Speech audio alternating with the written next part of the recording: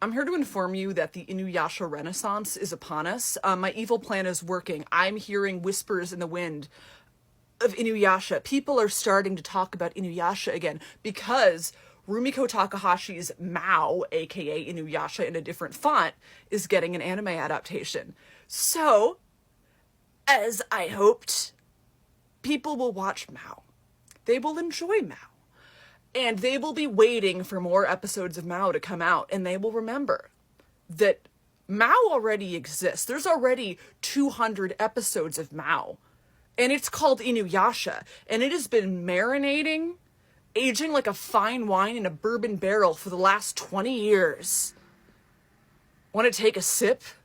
Want to take a sip with me? And I want to preface this by saying I'm not digging at Rumiko Takahashi for rewriting the same story in a different font. I love that she does that because it makes me feel like it's okay for me to do that too. As a writer, sometimes you just gotta retell the same story again and again and again with slightly different flavors. She's got more stuff to say. Inuyasha went on for so long, and she still has stuff to explore with the premise of modern teen girl gets isekai'd to the distant past and falls in love with an edgy, tortured sword boy with long hair. There's more to explore, and I'm curious to see it, but will I be making videos about Mao? No. Maybe someday.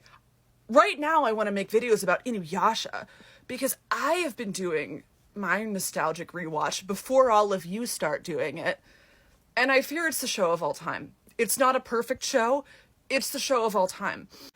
Inuyasha is the show of all time because it is essentially a Dungeons & Dragons campaign.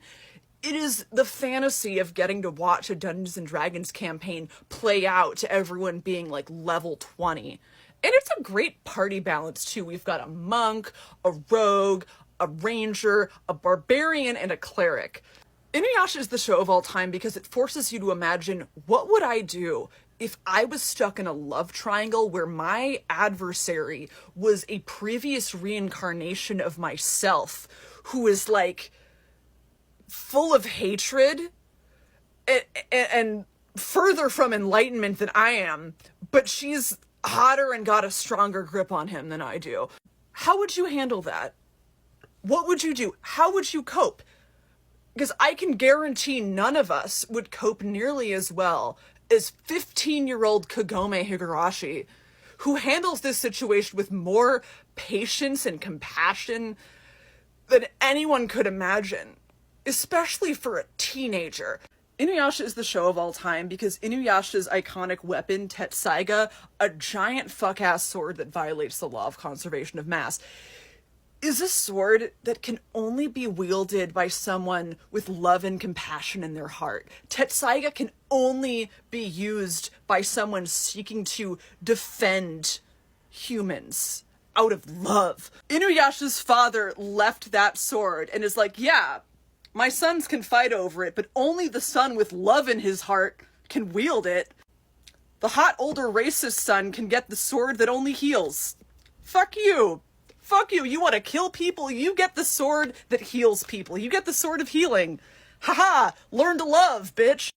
Inuyasha is the show of all time because it's got like the most even gender split of most historical fantasy shows that I've ever seen, especially for like the early 2000s, 90s. We don't have to deal with any bullshit of like, oh, it's a different time, so that we can only give you like 2 warrior women. No. Half the villains are women. Naraku, despite being an incel, is an equal opportunity employer with his hench people. So many badass women, and a handful of badass elderly women. Kaede is old. Kaede is an old lady with an eye patch, and she is an expert marksman. She is constantly riding into battle. Like, she doesn't travel around with the group because she's a pillar of her community. She is keeping her village together. But anytime a battle happens in her village, Kaede is there. She is their friend. Kaede is Inuyasha's friend. She is such a ride-or-die friend to Inuyasha that she chooses to ally with him over the resurrected zombie of her beloved sister, because she recognizes that the resurrected zombie of her beloved sister is wrong. Inuyasha is the character of all time because, much like Goob from Meet the Robinsons, he's got this attitude of, like, everybody hates me. Meanwhile, he picks up a ride-or-die best friend every 3 episodes in the first season. We've got beautiful feminine friendship, masculine friendship, intergenerational friendship. The real Shikon Jewel is the friends we made along the way. Anyway, go rewatch Inuyasha. Go rewatch Inuyasha.